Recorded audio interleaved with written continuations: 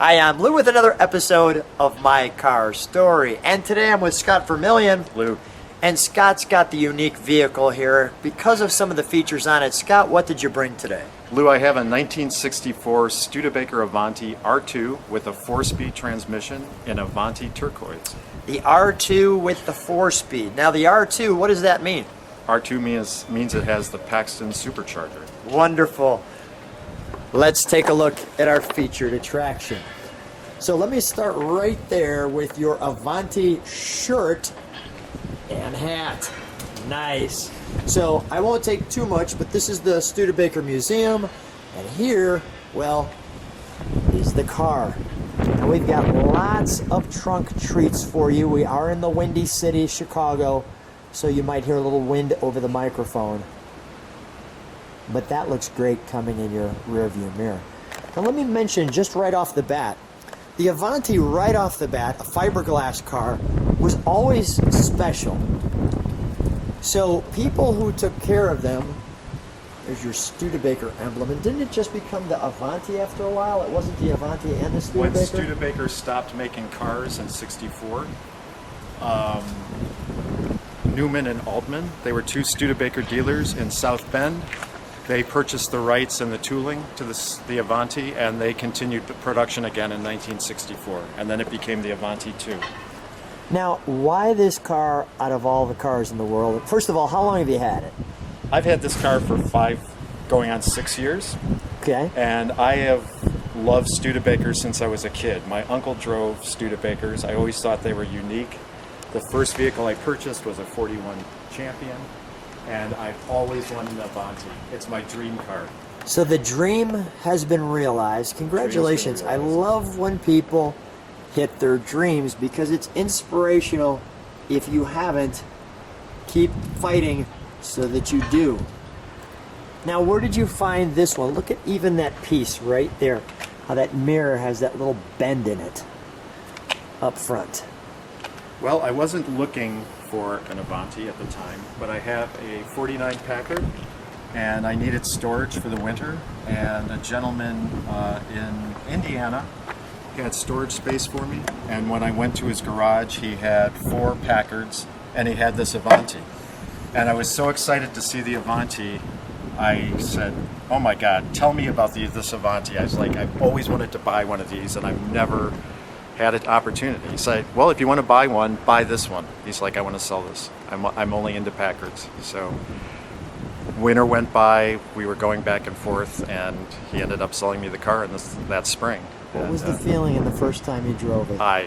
It was love it first drive. I mean, and at the time I didn't even realize how special this car was.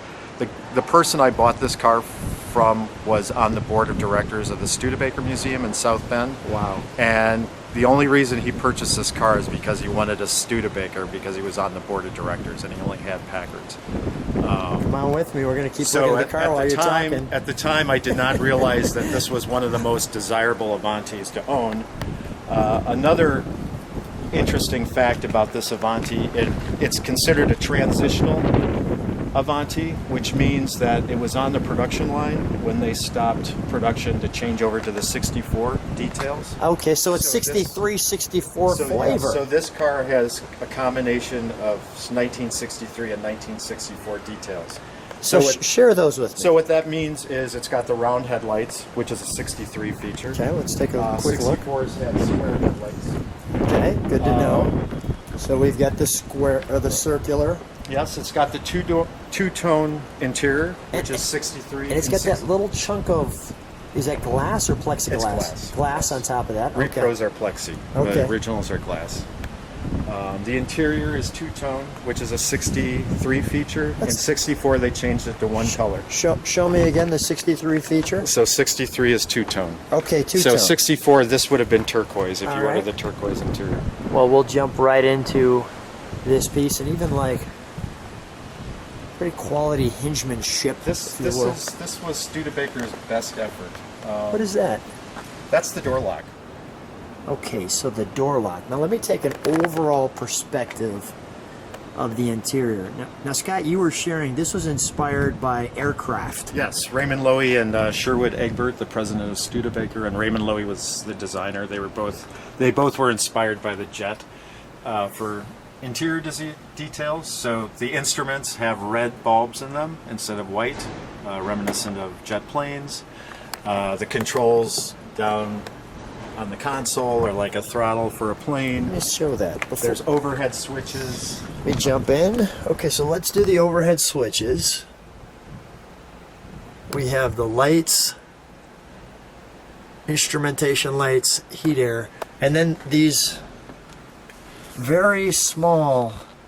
Right. There was some controversy about Raymond Loewy not wanting to have sun visors. But Yeah. Studebaker insisted on that, so he designed them so they fit right into the trim, Right, but makes them very small. You can see that how that's right into the trim there. And they're molded foam with vinyl impregnated over them, so they're rather fragile, but they're very cool looking. I'm going to feature. And full instrumentation, which is very unusual. Studebakers like to put a lot of necessary instrumentation, so you have every gauge imaginable on this dash. I think it's one of the most well-designed compact dashes from the 60s. Yeah, very cool. The original Studebaker AM radio, yeah. AM radio, the light feature there, the Studebaker emblem. Here's the gauges you were sharing on the console. So that's another detail change from 64 to 63. The 63s had actually throttle controls that actually looked like a plane. They had wings on them, but in 64 they changed them to the Circles. circles. Right. I think Got they're it. easier to use as circles. And just got that. And this is the right there. first Avanti on the production line that got a redesigned console. So the previous console was a little different,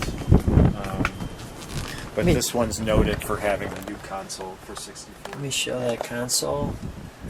Just right from there up the center. I do want to show in the back because we've got this interesting kind of piece that comes here. It'd be easier to show it that way. You've got the rear windows that just open out and swing. The Studebaker emblem, and then the rear window defrogger slash heat blower. And then the interesting thing is back in the commercials they would show how this opens up, and they showed a woman putting her purse in there, which actually goes directly to the trunk. And you can see that there's in the headliner this roll bar, which is all pretty cool. Let's take a look on the other side. Can you show me how the glove box works? Because this is unique. Our speaker. So here's our glove box. Let's see, open that So up. when we open it, before you do that, we got our Texaco time period correct map. Whose signature? That's Tom Kellogg. He was one of the 3 designers that Raymond Loewy had hired to help him design the Avanti in Palm Springs. And Tom had lectured at the museum, the Studebaker Museum in South Bend, and he signed the car when he was there. Now let's show this next piece. Comes out, opens up, mirror. Show me what's that. And we have Avanti touch-up paint for Avanti Turquoise, which is what my car is. In the Studebaker. I'm sure it's long dried out. Of course, but that is awesome. All right, let's actually show the trunk, and then we'll look under the hood.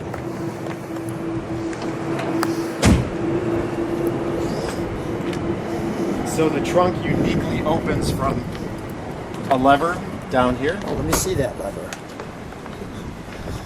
Oh yeah, there's your lever. So there's no lock on the Here's our outside. hood lever. Ah, that's a nice touch, right? Yes. Now, one of the things I noticed when you open this, and we'll show this, is you can see there's like a little magnifier for the reverse light there in the center. So, you know, very And a spacious trunk. spacious.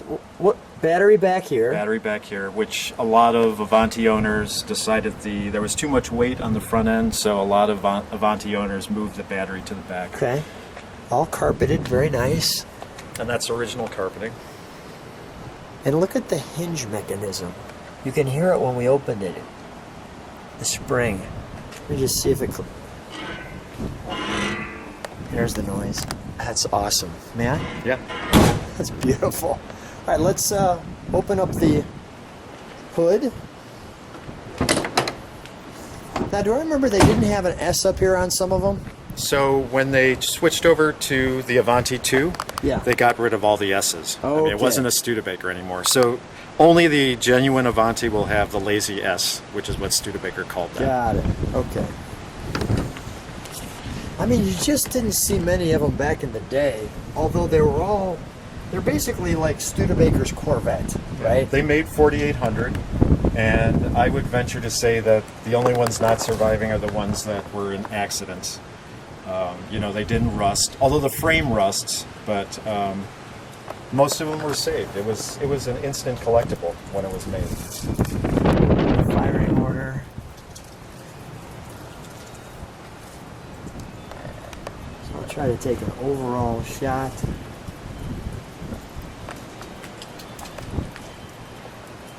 And then we have this here. That's the Supercharger. That's the big option. Yes.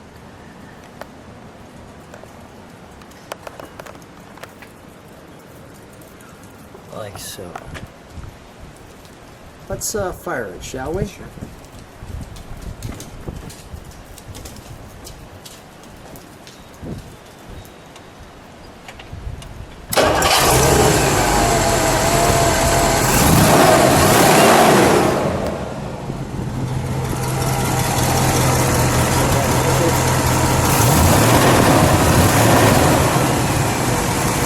Listen to it idle, and then we'll give it one good rev.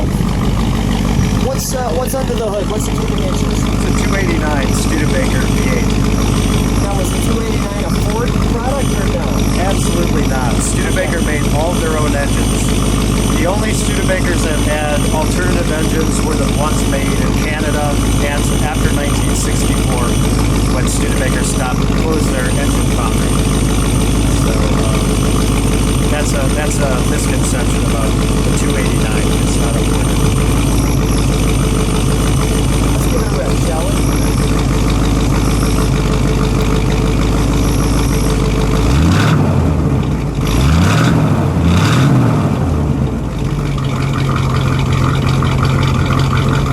Get some static. Go ahead and do that again.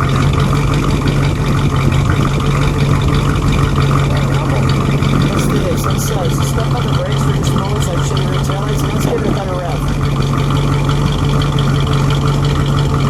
Let's give it a better rev.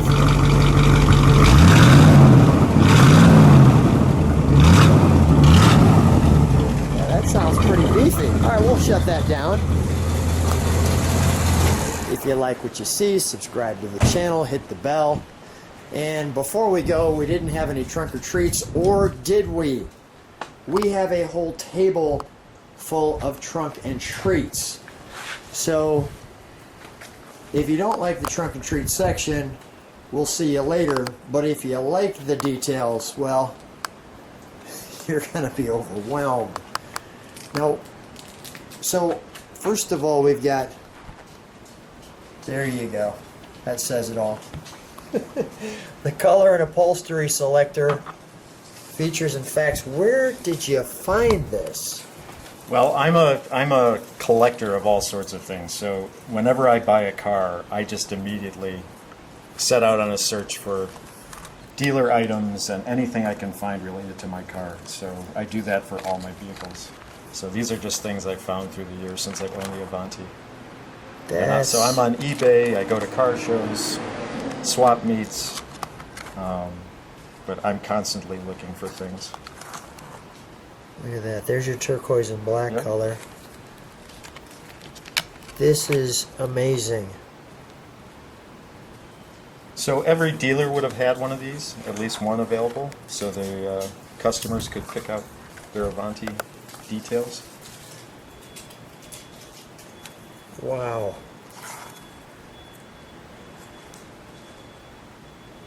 What a great job they did on their brochures. Yeah, Studebaker had some really great graphics towards the end of their life as an automaker. Their logo was really nice. In fact, it was practically copied by Pepsi after Studebaker stopped using it. And you'll see from these brochures, they just really did an awesome job on graphics and commercials and that type of thing.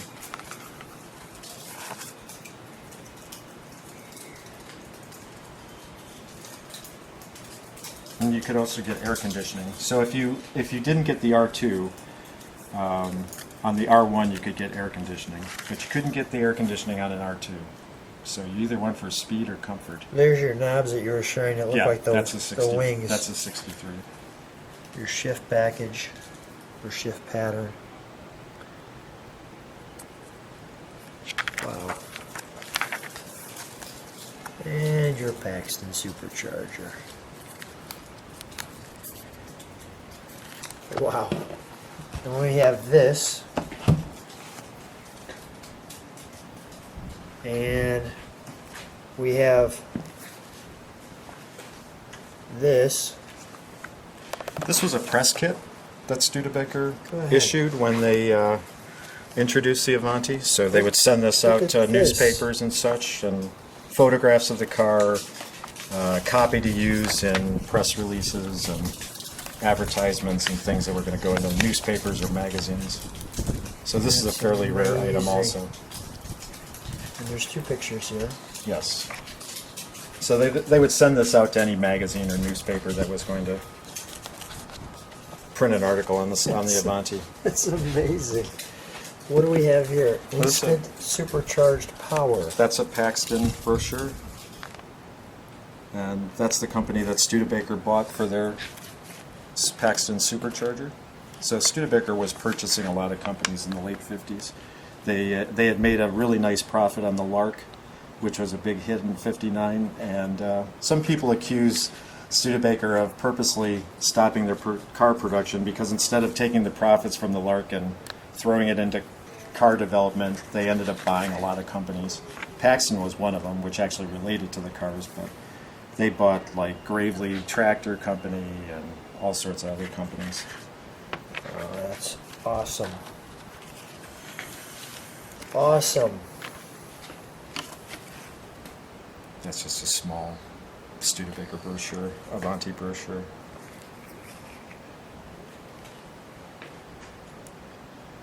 That's amazing.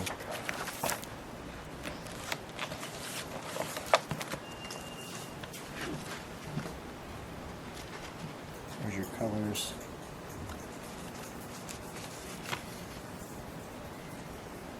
Interior styling. That's great. And another one. This brochure is put out by Fiberglass, a company that makes fiberglass, and they were promoting the fact that the Avanti was made out of fiberglass.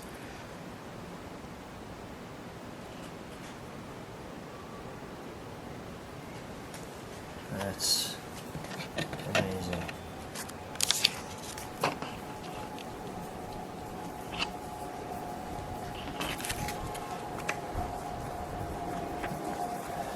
Membership rosters and bylaws from the 86 Ocean chapter.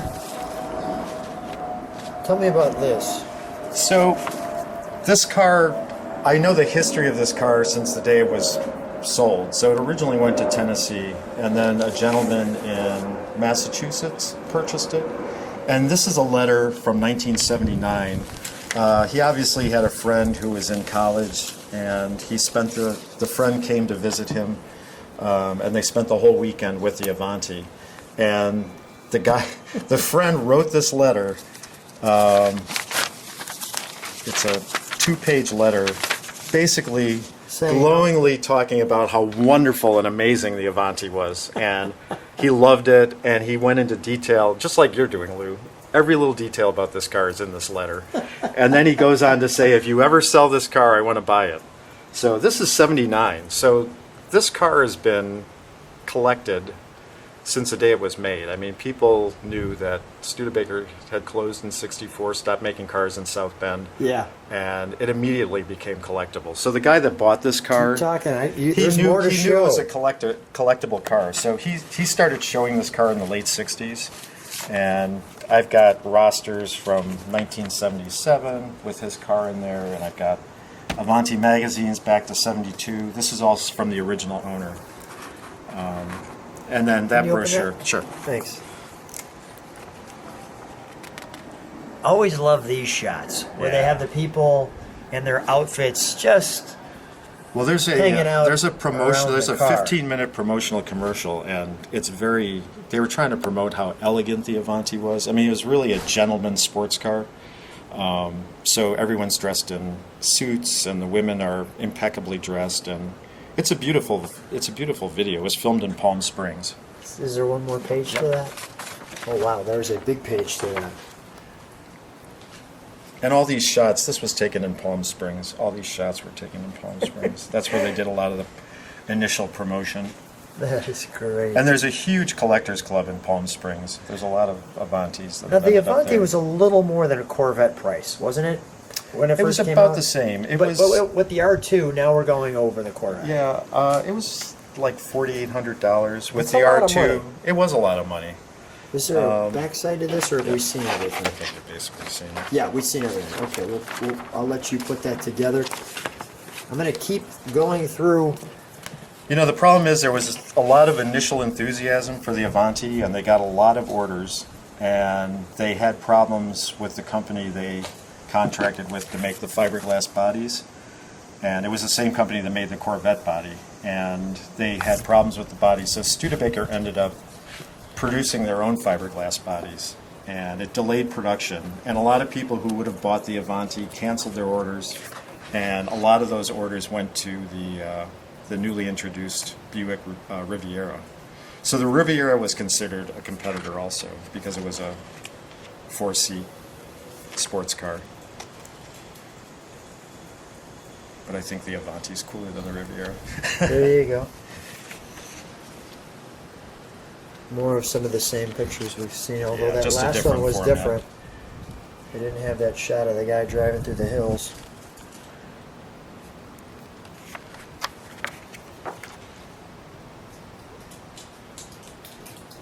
A burnout. Well, the Avanti was promoted as the fastest production car being built at that time, and so, in fact, this banner that we're on top of touts all the land speed records that the Avanti broke, and that effort was spearheaded by Andy Granatelli, who was contracted by Studebaker. He was Studebaker had purchased STP. So he was part of STP, and so they did a lot of speed runs at the salt flats. I like that your workshop manual is actually. Yes. It's like this is a used That's workshop an manual. original This manual, is not yes. kidding around. No. If you're going to own a vintage car, you Yeah. have to have these manuals. You have to have a parts catalog. You have to Look have a at work that. manual. I don't even want to open that one.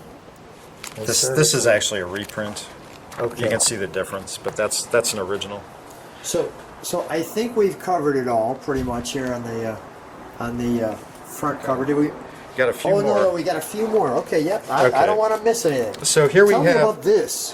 Well, when Studebaker, cushion. yeah, when Studebaker first started promoting the Avanti, they would fly 2 Avantis around the United States in a jet bomber, and whenever they made a stop, they would give each of the press people, this was a cushion to put on your metal folding chair, and then everybody got an Avanti flag to wave during the press Avanti celebration. during the press conference. Sure. These were made by the company that made the fiberglass bodies. So they made fiberglass trays. Yes, so this is a repro, this is an original, so you can see the difference. That's crazy. You know, I've got to collect everything. So. That's all right. This is. These are all the things that were in the glove box. So I have accessory brochures, and I have the original service policy card issued to the first owner, and the brochure for the radio. Again, to me, a car is not complete unless you have all these Toys items with to it. go with yeah, it. I like it. I don't have the window sticker, but this Studebaker left all of its records to the Studebaker Museum. Okay. And so you can order the production records for any Studebaker that was made. And you can get this through the Studebaker Museum. So this was the production order for my particular Studebaker, which was serial number 4849. Wow. Scott, awesome. Wonderful job. What a caretaker you are. Thanks, Lee. You are the right caretaker for this car.